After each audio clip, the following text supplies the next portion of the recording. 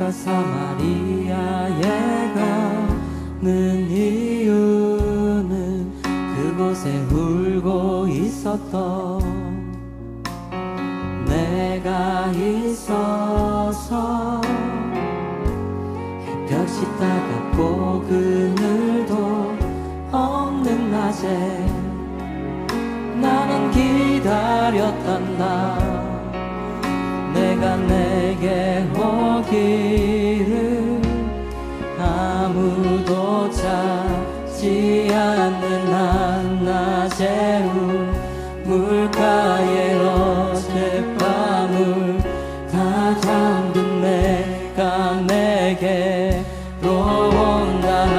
아무도 찾지 않는 한낮에 물가에 이제 더 삶에 지친 내가 내게로 온다.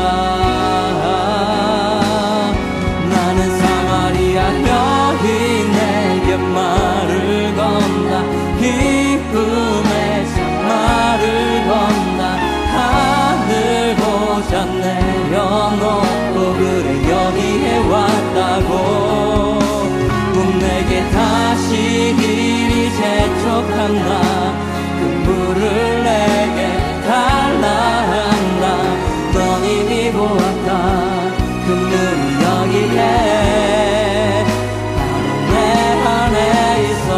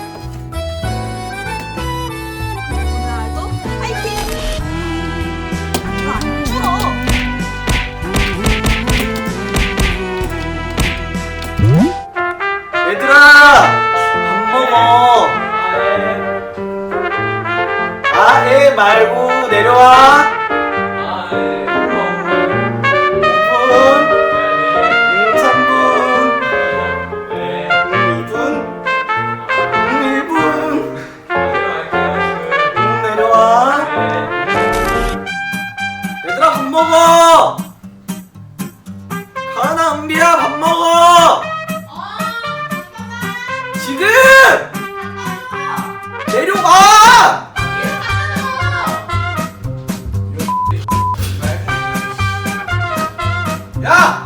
국 식어! 아 지금 좀 이따 가. 아 와? 아 나중에. 와 지금? 아 내 방으로 갖다 줘 그냥. 아 오늘도 행복한 학원 줌 시간. 너무 신나. 쌤 안녕하세요.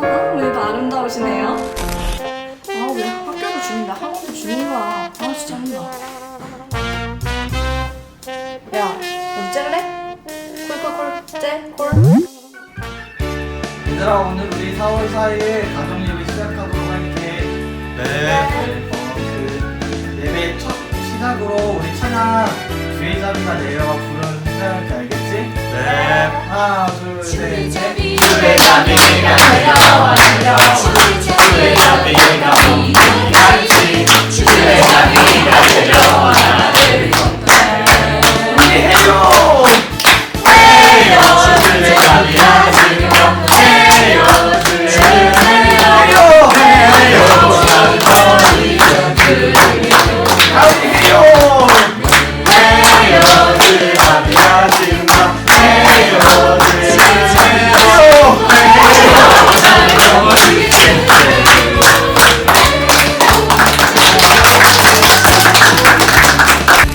얘들아 이제 저녁이 됐으니까 우리 이제 저녁 먹었으니까 야식 얘기를 할 거 알겠지?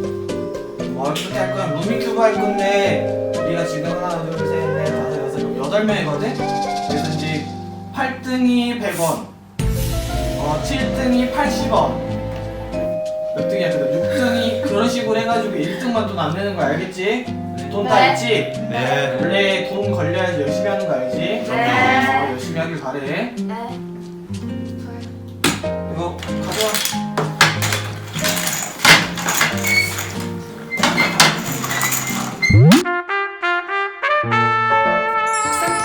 저 키티 했어요. 여기 보세요. 잘했지? 그 밑줄도 잘 튀고 색상도 잘 적용도 했네.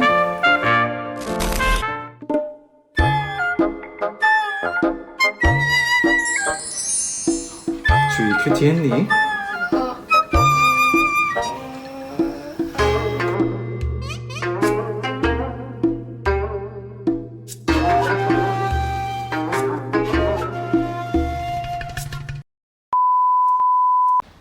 아 왜 학교도 줌이다 학원도 줌인 거야.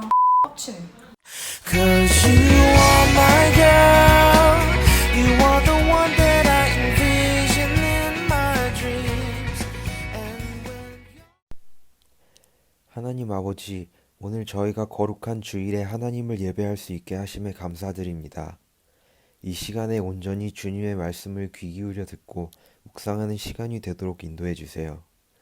우리가 한 주간 살아가면서 여러 핑계를 대며 하나님과 멀어진 삶을 살 때가 많습니다. 우리의 이러한 죄악된 모습들을 고백하고 회개할 때 용서해 주시고 하나님 안에서 변화된 모습으로 살아갈 수 있도록 도와주세요. 현재 우리가 처해 있는 상황들 속에서도 항상 주님만을 의지하게 하시고 이런 상황들 속에서 주님과 더욱더 친밀하게 만나는 시간이 되도록 허락해 주세요. 학업의 문제로 어려움을 겪고 있을 모든 친구들을 위로해 주시고 주님 안에서 힘을 찾을 수 있도록 도와주세요. 이 시간 우리에게 말씀을 전하실 조경영 목사님을 위해 기도드립니다. 우리가 목사님의 말씀을 듣고 하나님을 더욱더 깊이 알아가는 시간이 되도록 도와주세요. 이 모든 말씀 예수님의 이름으로 기도드립니다. 아멘. 오늘 함께 나눌 말씀은 로마서 1장 16절로 17절 말씀입니다. 내가 복음을 부끄러워하지 아니하노니 이 복음은 모든 믿는 자에게 구원을 주시는 하나님의 능력이 됨이라. 먼저는 유대인에게요 그리고 헬라인에게로다. 복음에는 하나님의 의가 나타나서 믿음으로 믿음에 이르게 하나니 기록된 바 오직 의인은 믿음으로 말미암아 살리라 함과 같으니라. 아멘. 여러분 반갑습니다. 말씀대로 살고 말씀대로 행하는 고등부 친구들, 우리 지난주에 목사님이 학생의 영상이 나온다 그랬는데 안타깝게 보지 못했는데 오늘 드디어 학생 영상을 보게 됐습니다. 코로나로 변화된 우리의 일상 속에서도 여러분 모두가 건강하기를 바라고요. 또 신앙의 기본을 잃어버리지 않기를 소망합니다. 오늘 함께 우리가 나눌 말씀의 제목은 내가 자랑하는 복음입니다. 내가 자랑하는 복음. 지난주에는 예수님이 복음이다. 복음은 예수님에 관한 것이다. 이런 내용을 살펴봤는데요. 오늘은 그 복음이 과연 담고 있는 내용이 무엇인지 그것을 여러분과 나누고 싶습니다. 최근에 우리 고3 친구들 중에 자기가 이제 지원한 대학에 합격했다는 소식이 심심찮게 들려오고 있습니다. 합격한 친구들 모두 축하하고요. 입시 중에 있는 여러분에게 들려오는 이 합격의 소식은 그야말로 굿뉴스, 복음일 것입니다. 지금 우리 전 세계 인류가 가장 듣고 싶어하는 소식은 코로나19 백신이 개발돼서 모든 사람이 이 질병의 공포로부터 해방되고 일상으로 돌아가는 것일 거예요. 근데 그것이 바로 지금의 이 시대의 사람들에게 이 사람들이 간절히 원하는 굿뉴스, 복음일 것입니다. 그런데 기독교의 복음, 굿뉴스는 그야말로 우리 인류가 바라는 가장 근원적인 문제를 하나님이 해결하셨다는 기쁜 소식입니다. 코로나19의 종식이 세상에 주어지는 궁극적인 굿뉴스가 아니라 2000년 전 나무 십자가에 달리신 예수님이 죽으시고 살아나셨다. 이 소식이 바로 우리가 들어야 할 굿뉴스라고 바울은 외치고 있습니다. 바울은 이 나무에 달리신 예수를 전하는 일이 그리스인들에게는 미련한 일이고 또 유대인들에게는 스캔들이라 그래요. 그러니까 걸려 넘어지는 일이었고 로마인들에게는 아주 불온한 일로 여겨졌다라고 생각을 했습니다.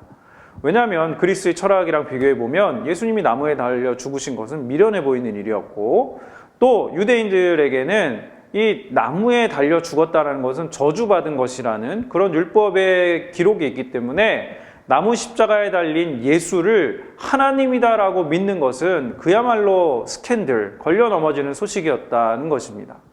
또 로마인들에게는 이 오직 황제에게만 칭하던 유앙겔리온이라는 이 단어를 예수님에게 붙였다라는 것은 불경을 넘어서 불온한 일이었습니다. 이런 불리한 상황 가운데서 바울이 이렇게 선언합니다. 내가 복음을 부끄러워하지 않습니다. 그러니까 바울은 예수님의 복음에 대해서 두 가지 면에서 이것이 부끄러워할 것이 아니라 오히려 자랑할 만한 것이라고 설명합니다. 첫 번째로는 예수님이 주님이라고 하는 이 복음만이 온 세상, 온 인류를 구원하시는 하나님의 능력이 되기 때문이다. 두 번째로는 이 복음만이 하나님의 의를 나타내기 때문이다 라고 했습니다. 사람들이 보면 수치스럽고 미련해 보이고 가증한 것이지만 이 복음 안에 세상을 구원하는 능력과 하나님의 의로우심이 나타나기 때문에 나는 이 복음이 부끄럽지 않다, 자랑할 만한 것이다 라고 바울은 증거하고 있는 것입니다.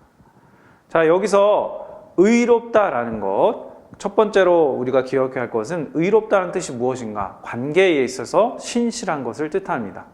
다시요, 관계에 있어서 신실한 것. 여러분 예를 들어서 집안에 강도가 들었어요. 근데 이 아빠가 비폭력주의자예요. 그래서 가족들이 막 강도한테 두들겨 맞고 있는데 나는 비폭력주의자이기 때문에 어떤 상황에서도 폭력을 쓸 수 없다라고 이야기를 해요. 그럼 여러분, 이 아버지는 자기 신념으로는 그것이 바른 것이라고 생각할지 몰라도 관계적인, 가족이라는 이 관계적인 측면에서는 의로운 사람일까요? 아니죠. 불의한 사람일 수밖에 없습니다. 왜? 이 아버지는 관계적인 의무를 하지 않았기 때문이에요. 이 하나님의 의가 관계적인 개념이기 때문에 구약성경에 보면 여러분, 구약성경 읽다가 이렇게 하나님 이해되지 않는 모습들, 이방인들을 잔인하게 다 유아까지 다 죽이는 이런 모습들이 나오는데 이게 하나님 편에서는 이스라엘에 대한 관계적 의를 지키고 있는 거예요. 이스라엘과 하나님 약속하셨죠. 그들을 보호하시고 그들을 지키시겠다. 그 약속 때문에 하나님은 그 관계적 의에 신실하셔서 하나님이 그 신실한 약속을 다하기 때문에 하나님이 의로우시다라고 말할 수 있는 겁니다. 그런데 바울이 지금 이 복음 안에 하나님의 의가 나타났다고 바울이 이야기하고 있습니다. 이 말은 하나님이 우리에 대해서 관계적인 의무를 다하셨다, 신실하셨다라는 말을 하고 있는 것입니다. 복음 안에 그것이 나타났다라는 거예요. 창세기에 보면 원래 하나님이 처음 인간을 창조하시고 그들을 위한 하나님이 되겠다고 하셨어요. 그런데 인간이 어떻게 했어요? 하나님을 배신하고 타락했죠. 그렇지만 하나님은 그런 인간을 구원하시기 위해서 역사 속에서 끊임없이 참고 노력하세요. 인간은 불신실했지만 하나님은 끝까지 신실하신 겁니다.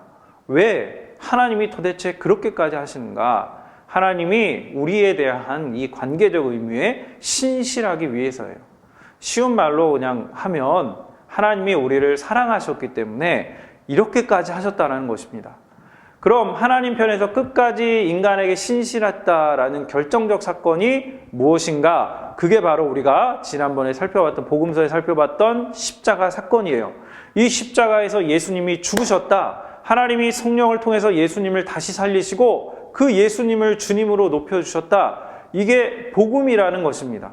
그래서 이 복음에는 하나님의 신실함, 하나님의 의가 드러났어요. 그렇기 때문에 바울이 내가 이 복음을 부끄러워하지 않는다라고 선언하는 것입니다.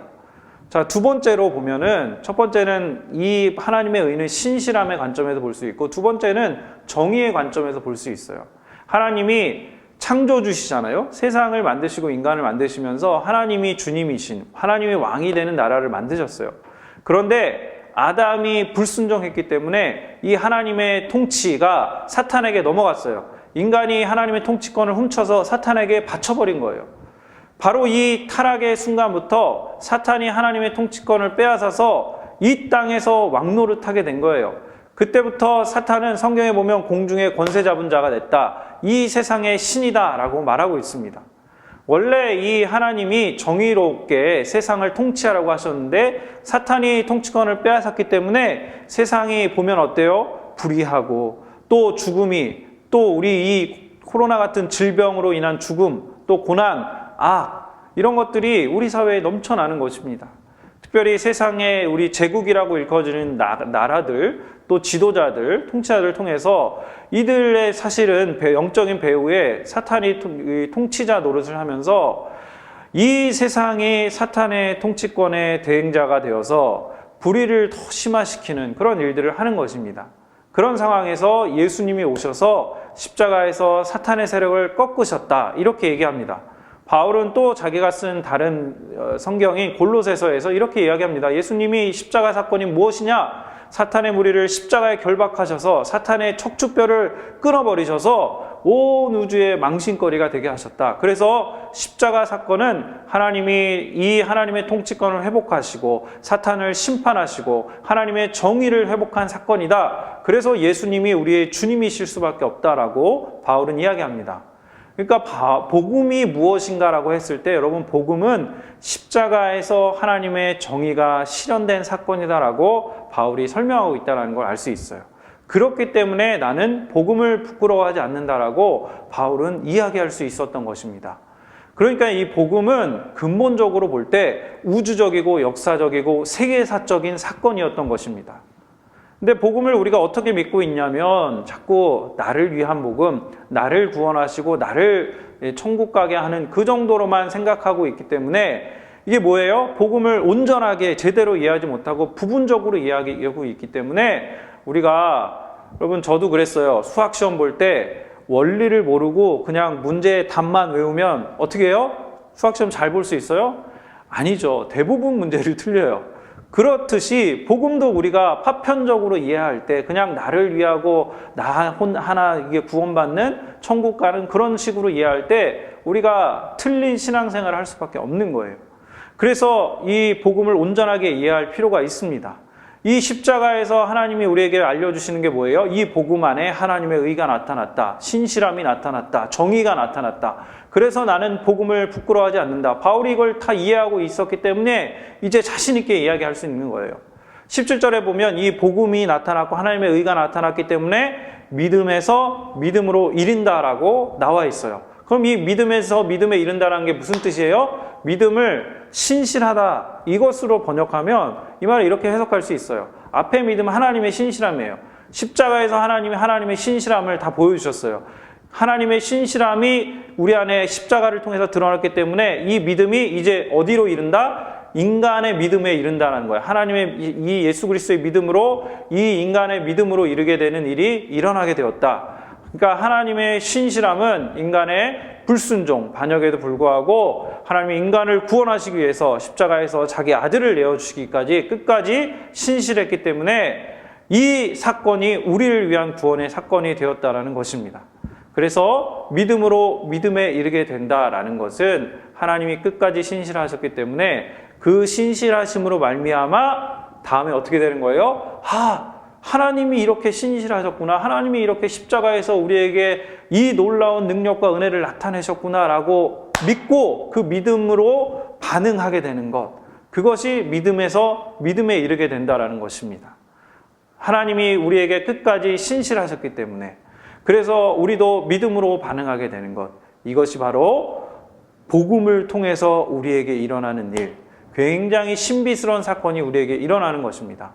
하나님이 우리에게 주신 이 복음을 알고 믿게 되면 우리가 주님이 우리에게 하신 일, 이것을 깨닫게 되고 이것에 설득되고 복종하게 되어서 예수님을 믿고 따르게 될 수밖에 없는 그 사건이 우리에게 일어나게 됐다. 이게 우리 삶에 반드시 일어나야 하는 믿음 사건이다 라는 것입니다.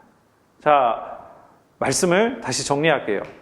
하나님의 하나님의 신실하심, 하나님의 정의가 십자가에 달리신 예수님의 이 십자가 사건, 부활 사건을 통해 나타났어요.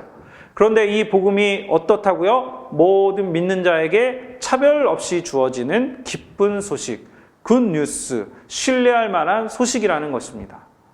며칠 전에 믿기지 않는 소식을 들었어요.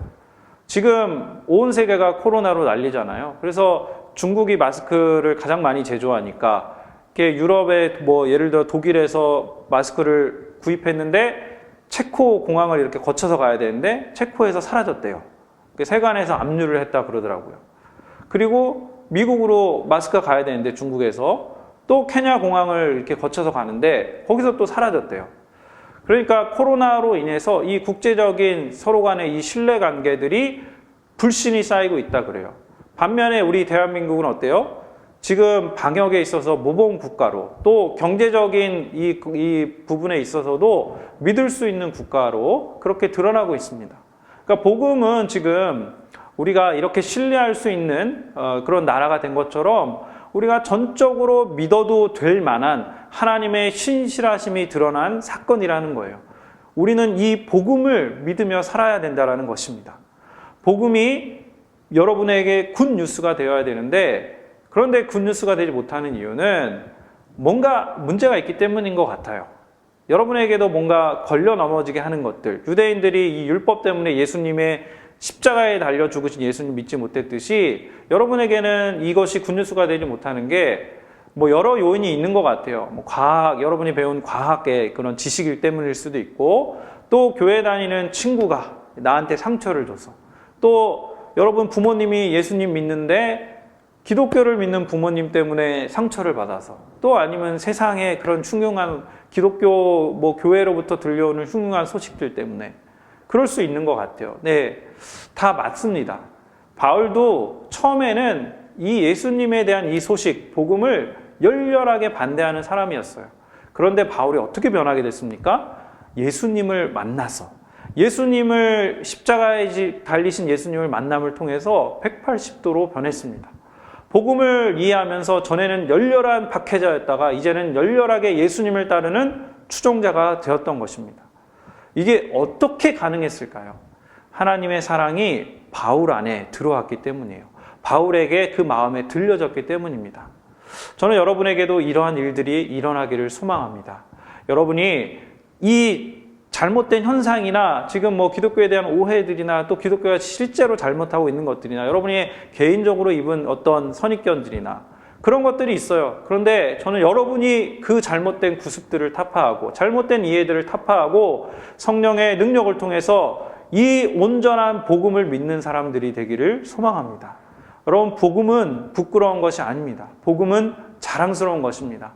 나 한 개인뿐 아니라 세상을 더 낫게 바꾸어가는 힘이 모든 불평등, 모든 차별을 없애는 힘이 저는 분명히 믿습니다. 이 복음의 진리 안에 담겨 있다라고 믿습니다. 그 복음을 믿는 사람들이 이렇게 세상을 바꿀 수 있다라고 믿어요. 다음 주에는 그래서 이 복음이 우리에게 왜 필요한가를 나눌 예정입니다. 여러분 바쁘겠지만 한 주간 동안 여러분이 로마서 1, 2, 3장을 다시 한번 좀 읽어봤으면 좋겠어요. 그래서 복음이 무엇인가를 여러분 스스로 생각해보는 시간이 되었으면 합니다. 그러면 여러분이 지금 듣고 있는 이 설교와 또 여러분이 읽게 되는 성경을 통해서 하나님께서 분명하게 말씀하실 거라고 믿습니다. 지금까지 긴 시간 동안 여러분 들어줘서 너무 고맙고요. 제가 여러분과 같이 여러분 위해서 기도하고 오늘 말씀 마치도록 하겠습니다. 기도하겠습니다.